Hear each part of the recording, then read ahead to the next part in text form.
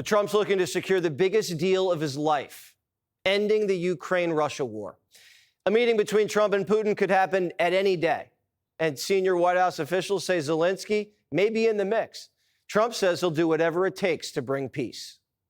President Putin said this morning he was pretty dismissive of this idea of meeting with President Zelensky. President Putin was. I don't know. I didn't hear him. For you to meet with him, he doesn't have to agree to meet with Zelensky. Is that what you're saying? No, he doesn't. No.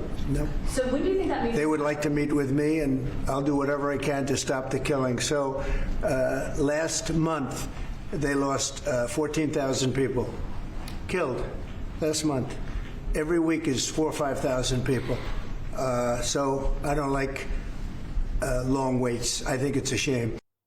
Senior White House correspondent Peter Doocy is here. What are we hearing, Peter, about this big meeting?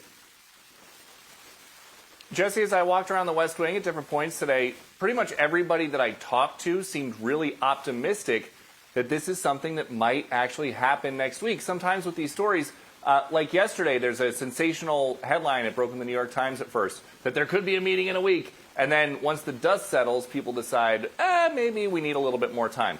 That is not the case with this, even though, as we understand it, none of the complicated logistical or diplomatic or security advance work has been done yet. That is something that the Secret Service and the State Department would usually want to have a couple weeks at least to do.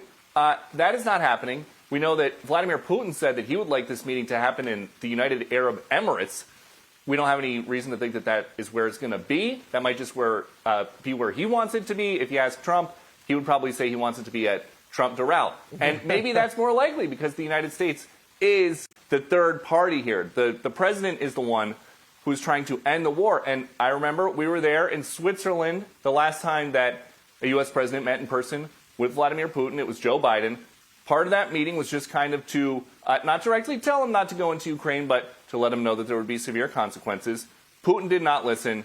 That is why Donald Trump blames Joe Biden for this war starting, and now he is going to try to end it. Nothing that he has tried so far has worked. And I just, as we were coming to air, texted a senior administration official just asking, what is the latest? I was told Marco Rubio and his team at NSC are working on this right now, and that the White House is working through the details of potential meetings, and they will be provided at the appropriate time, which if we're going somewhere in the world next week is probably really soon. Jesse. All right. That's great news. Positive developments. Thanks so much for the update, Peter.